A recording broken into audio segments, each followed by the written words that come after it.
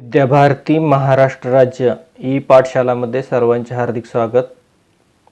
आज आपण या व्हिडिओमध्ये इयत्ता 10वी गणित भाग 2 प्रकरण पहिले समरूपता यामधील चौथा आणि शेवटचा व्हिडिओ पाहणार आहोत. समरूप त्रिकोणाच्या क्षेत्रफळाचे गुणोत्तर. या अगोदरच्या व्हिडिओमध्ये तुम्ही समरूप त्रिकोण म्हणजे काय आणि दोन त्रिकोण समरूप दाखवण्याच्या कसोट्या याविषयी अभ्यास केलेला आहे. आज आपण जर दोन त्रिकोण समरूप असतील तर त्यांच्या क्षेत्रफळाचे गुणोत्तर याविषयीची अधिक माहिती घेणार आहोत. जर दोन त्रिकोण समरूप असतील तर त्यांच्या क्षेत्रफळाचे गुणोत्तर हे त्यांच्या संगत भुजांच्या वर्गाच्या गुणोत्तर एवढे असते. त्रिकोण आकृतीमध्ये पहा, त्रिकोण ABC आणि त्रिकोण PQR हे जे दिलेले दोन त्रिकोण आहेत. जर दोन त्रिकोण समरूप असतील म्हणजेच त्रिकोण ABC आणि त्रिकोण PQR हे जर समरूप असतील तर त्यांच्या क्षेत्रफळाचे गुणोत्तर हे त्यांच्या संगत भुजांच्या वर्गाच्या गुणोत्तर एवढे असते. म्हणजे जर दोन त्रिकोण समरूप असतील तर त्यांच्या क्षेत्रफळाचे गुणोत्तर. इथं समरूप शब्द माहिती आहे. नुसतं आपण याच्या अगोदर बघितलं की दोन त्रिकोणाच्या क्षेत्रफळाचे गुणोत्तर हे त्याच्या संगत पाया आणि उंची यांच्या गुणाकाराच्या गुणोत्तराकडे असते. तो नियम पहिला वेगळा. आणि या ठिकाणी काय शब्द आहे, दोन त्रिकोण समरूप असतील. समरूप हा शब्द जर आला असेल तर त्यांच्या क्षेत्रफळाचे गुणोत्तर हे त्याच्या संगत भुजांच्या वर्गाच्या गुणोत्तर एवढे असते. म्हणजे बऱ्याच वेळेला मुलांची काय चूक होते की सुरुवातीचा नियम तुम्हाला माहिती असते, दोन त्रिकोणाच्या क्षेत्रफळाचे गुणोत्तर पाया आणि उंची यांच्या गुणाकाराच्या गुणोत्तर एवढे असते. तर या ठिकाणी दोन समरूप त्रिकोणाच्या क्षेत्रफळाचे गुणोत्तर असं विचारलं त्यांनी. त्याच्यामुळे समरूप शब्द आला की त्याचं गुणोत्तर काय असते, संगत बाजूच्या वर्गाच्या गुणोत्तर एवढे असते. आता या ठिकाणी दोन त्रिकोण कोणते आहेत, त्रिकोण ABC आणि त्रिकोण PQR. मोठे दोन त्रिकोण घ्यायचे, त्रिकोण ABC आणि त्रिकोण PQR. आणि संगत बाजू कोणत्या आहेत, AB छेद PQ, BC छेद QR आणि AC छेद PR. म्हणजेच पक्ष काय होईल, त्रिकोण ABC समरूप त्रिकोण PQR आणि AD लंब BC आणि PS लंब QR. हे उंची काढलेले आहेत, AD लंब BC आणि PS लंब QR. म्हणजेच दोन त्रिकोण समरूप असतील म्हणजेच त्रिकोण ABC समरूप त्रिकोण PQR तर त्यांच्या क्षेत्रफळाचे गुणोत्तर हे संगत बाजूच्या वर्गाच्या गुणोत्तर असते. म्हणजे साध्य काय होईल, एरिया ऑफ त्रिकोण ABC छेद एरिया ऑफ त्रिकोण PQR. क्षेत्रफळाचे गुणोत्तर म्हणजे एरिया ऑफ त्रिकोण ABC छेद एरिया ऑफ त्रिकोण PQR बरोबर संगत बाजूच्या वर्गाच्या गुणोत्तर असते. म्हणजेच AB वर्ग छेद PQ वर्ग, BC वर्ग छेद QR वर्ग बरोबर AC वर्ग छेद PR वर्ग. हे काय होईल, साध्य होईल. आलं लक्षात. जर दोन त्रिकोण समरूप असतील तर त्यांच्या क्षेत्रफळाचे गुणोत्तर हे त्याच्या संगत बाजूच्या वर्गाच्या गुणोत्तर एवढे असते. म्हणजेच AB वर्ग छेद PQ वर्ग बरोबर BC वर्ग छेद QR वर्ग बरोबर AC वर्ग छेद PR वर्ग. तर या प्रमेयाची सिद्धता मी तुम्हाला 3 भागामध्ये देणार आहे. ते तुम्हाला समजण्यासाठी केलेलं आहे. आकृती एकाच वेळी काढायची. मी तुम्हाला ते लवकर समजावून वेगवेगळ्या आकृत्या घेतलेल्या आहेत, तुम्ही काढायची आवश्यकता नाही. आणि हा प्रमेय फक्त समजून घ्या. पुस्तकामध्ये व्यवस्थित दिलं आहे तुम्हाला लिहिण्यासाठी. समजून घेतल्यानंतर तुम्ही मनाने लिहिल्या, नाही कळालं तर पुस्तकातून लिहा. तर या ठिकाणी बघा, पहिला काय केलेलं आहे मी, आता या ठिकाणी त्रिकोण ABC आणि त्रिकोण PQR हे दोन त्रिकोण बघा. आता पहिल्या त्रिकोणामध्ये त्रिकोण ABC मध्ये पाया BC आणि उंची AD आणि दुसरा त्रिकोण PQR मध्ये पाया QR आणि उंची PS. जो आपला पहिला गुणधर्म आहे, दोन त्रिकोणाच्या क्षेत्रफळाचे गुणोत्तर हे त्याच्या संगत पाया आणि उंची यांच्या गुणाकाराच्या गुणोत्तर एवढे असते. हा नियम पहिल्यांदा वापरलेला आहे. म्हणजेच एरिया ऑफ त्रिकोण ABC छेद एरिया ऑफ त्रिकोण PQR बरोबर BC गुणिले AD. म्हणजे पहिल्या त्रिकोणाचा पाया आणि उंची BC गुणिले AD छेद दुसऱ्या त्रिकोणाचा पाया आणि उंची कोण आहे, QR गुणिले PS. म्हणजेच जो पहिला नियम आहे, दोन त्रिकोणाच्या क्षेत्रफळाचे गुणोत्तर हे त्याच्या संगत पाया आणि उंची यांच्या गुणाकाराच्या गुणोत्तर एवढे असते. तो नियम वापरून पहिलं समीकरण तयार केलेलं आहे. दोन त्रिकोणाच्या क्षेत्रफळाचे गुणोत्तर. आलं का लक्षात? या ठिकाणी पहिल्या त्रिकोणाचा पाया उंची आणि दुसऱ्या त्रिकोणाचा पाया उंची या दोघांचा गुणाकार म्हणजेच एरिया ऑफ त्रिकोण ABC छेद एरिया ऑफ त्रिकोण PQR बरोबर BC गुणिले AD छेद QR गुणिले PC. हे 1 नंबरचं समीकरण. आता 2 नंबरला काय केलेलं आहे बघा, त्यातले अर्धे अर्धे त्रिकोण समरूप दाखवलेले आहेत. त्याची आकृती बघा अशी होईल. त्रिकोण ADB आणि त्रिकोण PSQ हे 2 त्रिकोण समरूप दाखवलेले रंगवलेले 2 त्रिकोण. पहिला त्रिकोण ADB आणि दुसरा त्रिकोण PSQ. आता समरूप दाखवण्यासाठी कोणती कसोटी येते ते बघा. त्रिकोणाच्या अगोदर नाव लिहायचे. पहिला त्रिकोण ABD आणि त्रिकोण PQS मध्ये ह्या 2 त्रिकोणामध्ये बघा D आणि S 90 अंशाचा आहे आणि B आणि Q एकरूप आहेत, कारण 2 मोठे त्रिकोण समरूप आहेत. त्याच्यामुळे मोठे त्रिकोण समरूप असल्यामुळे त्याचे संगत कोण एकरूप असतात. म्हणून तिथून आपण कोण B आणि कोण Q एकरूप घेतलेले आहेत. म्हणजेच त्रिकोण ABD व त्रिकोण PQS मध्ये कोण B एकरूप कोण Q पक्ष लिहायचं त्याला, कारण पक्ष, आणि कोण ADB आणि कोण PSQ हे 90 अंशाचे कोण. म्हणून त्रिकोण ABD समरूप त्रिकोण PQS आणि कसोटी कोणती होईल? कोको कसोटीनुसार हे 2 त्रिकोण समरूप झाले आणि त्याच्या संगत बाजू घ्यायच्या.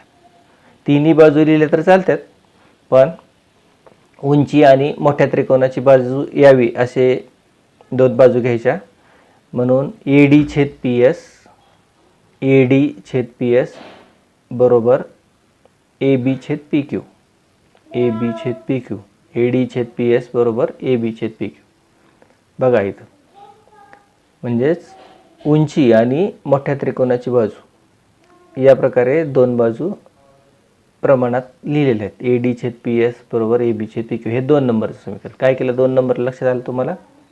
हे अर्धे अर्धे त्रिकोण समरूप दाखवले कोको कसोटीनुसार आणि त्याच्या बाजू प्रमाणात लिहिल्या आणि त्याला 2 नंबर दिले.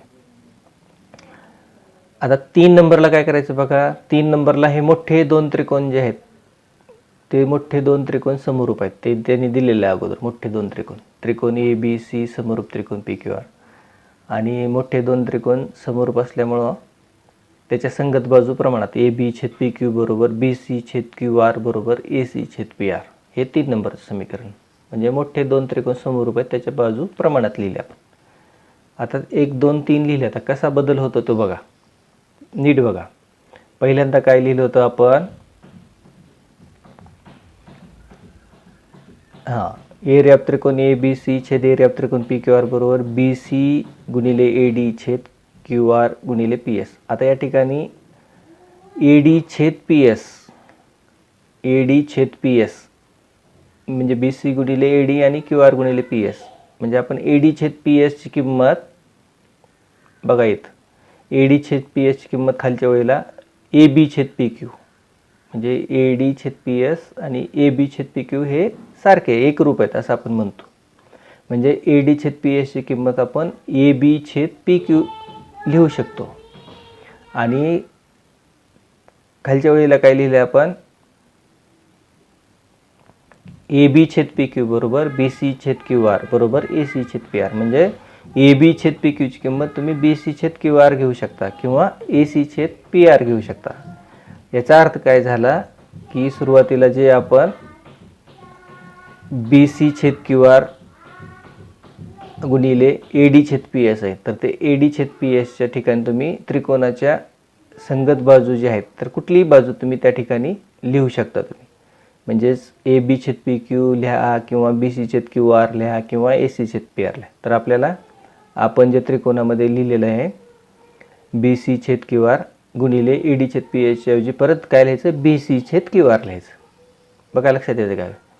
BC छेद QR लिहायचं, कारण AD छेद PS ला एकरूप काय आलेलं आहे? AD छेद PS ला AB छेद PQ आणि AB छेद PQ म्हणजेच BC छेद QR. म्हणजेच तुम्ही काय लिहू शकता?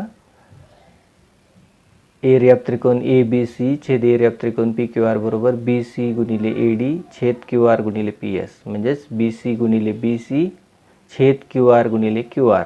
म्हणजेच काय होईल, एरिया ऑफ त्रिकोण ए बी सी छेद एरिया ऑफ त्रिकोण पी क्यू आर बरोबर ए बी वर्ग छेद पी क्यू वर्ग बरोबर बी सी वर्ग छेद क्यू आर वर्ग बरोबर ए सी वर्ग छेद पी आर वर्ग. म्हणजेच जर दोन त्रिकोण समरूप असतील तर त्यांच्या क्षेत्रफळाचे गुणोत्तर हे संगत बाजूच्या वर्गाच्या गुणोत्तर एवढे असते. म्हणजेच पहिल्यांदा काय केलं तुम्ही, एरिया ऑफ त्रिकोणाचा नियम वापरला, जो पहिला आहे पाया आणि उंचीच्या गुणाकाराच्या गुणोत्तर एवढे असते. पहिला नियम वापरला तुम्ही सुरुवातीला हा. नंतर 2 नंबरला काय केले, हे तुम्ही दोन त्रिकोण समरूप दाखवले. आणि 3 नंबरला काय केलं तुम्ही, मोठे दोन त्रिकोण समरूप आहेत म्हणून त्याच्या बाजू प्रमाणात लिहिल्या आणि 1 2 3 वरून तुमचं उत्तर झालं. याच्यावरून तुमच्या लक्षात येते की दोन जर त्रिकोण समरूप असतील तर त्याच्या क्षेत्रफळाचे गुणोत्तर हे त्याच्या संगत उंचीच्या वर्गाच्या गुणोत्तर एवढे असते. म्हणजे उंचीचा वर्ग पण येतो. आपण सुरुवातीला लिहिलं दोन समरूप त्रिकोणाच्या क्षेत्रफळाचे गुणोत्तर हे त्याच्या संगत बाजूच्या वर्गाच्या गुणोत्तर एवढे असते. त्याच्यावरूनच तुमच्या लक्षात आलं आपण एडी छेद पी एस बदललं, तसं बी सी छेद क्यू आर बदलू शकतो आपण. म्हणजेच काय होईल, संगत उंचीच्या वर्गाच्या गुणोत्तर एवढे असते.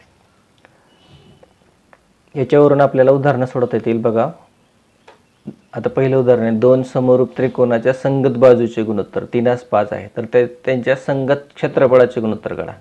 दोन समरूप त्रिकोणाच्या संगत बाजूचे गुणोत्तर 3:5 आहे. तुम्हाला लक्षात लगेच आलं असेल, तोंडीच उत्तर ते सांगता येईल. क्षेत्रफळाचे गुणोत्तर काय नियम, दोन समरूप त्रिकोणाच्या क्षेत्रफळाचे गुणोत्तर त्याच्या संगत बाजूच्या वर्गाच्या गुणोत्तर असते. म्हणजेच त्याचा वर्ग किती होईल, 3:5 9:15. म्हणजे पहिल्याच उत्तर काय येईल, 9:15 येईल. दुसरं उदाहरण काय दिले बघा, त्रिकोण ए बी सी समरूप त्रिकोण पी क्यू आर आणि ए बी पी क्यू बरोबर 2:3.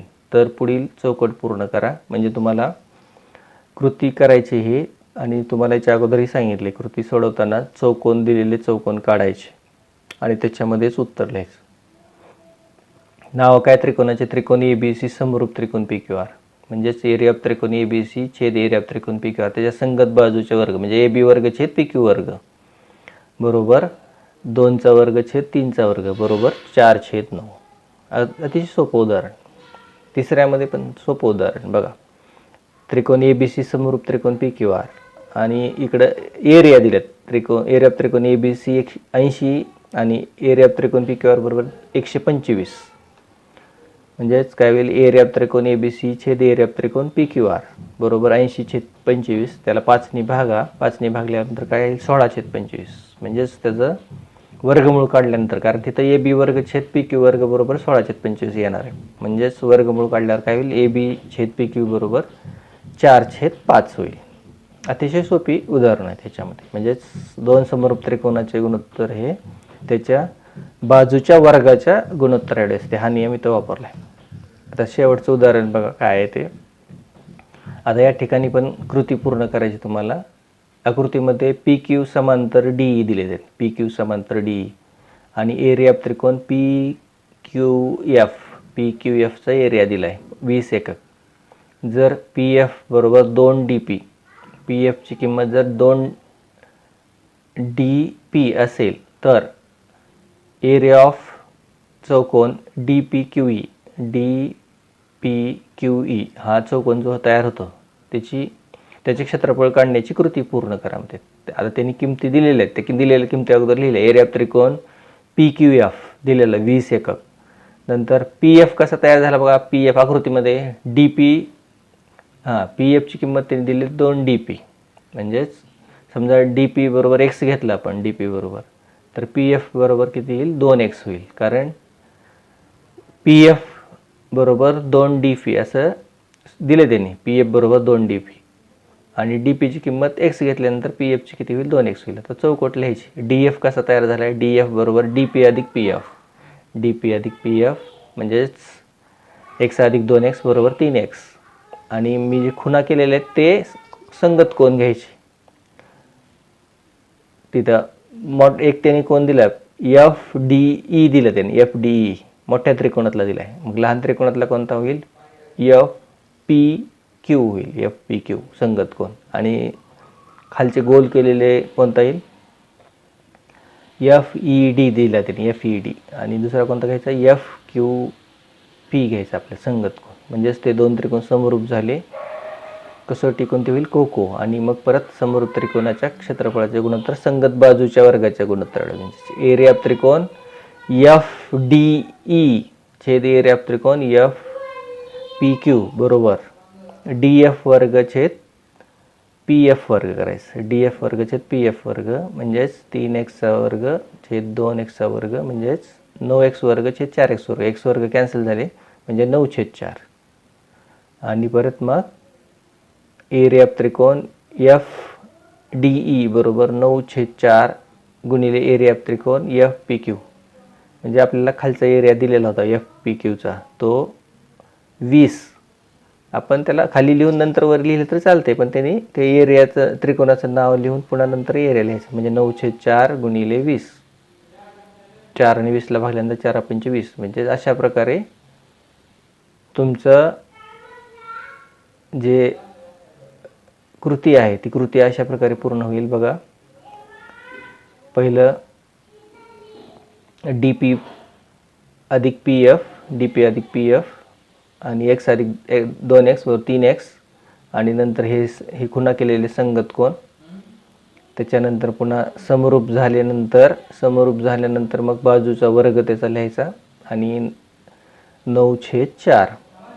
आणि नंतर मग एरिया FPQची एरियाची किंमत जी आहे 20 ती 20 ठेवली. आणि सोडवल्यानंतर 45 हा पूर्ण मोठ्या त्रिकोणाचा एरिया येईल. मोठ्या त्रिकोणाचा म्हणजे कोणत्या? DFEचा एरिया येईल तो. आणि तो त्याच्यातून लहान त्रिकोणाचा एरिया काय करायचा? मायनस करायचा. म्हणजे 45 वजा 20 म्हणजेच 25 स्क्वेअर युनिट. हा आपल्याला उत्तर काढायचं जे चौकोन आहे DPQE ह्या चौकोनाचा एरिया बनेल. तर अशा प्रकारे तुम्ही याचे समरूप त्रिकोणाच्या क्षेत्रफळाच्या प्रमेयावरून उदाहरणे सोडवू शकता. उदाहरणे सोडवा. काही अडचण असेल तर आपल्या शिक्षकाला विचारा. धन्यवाद.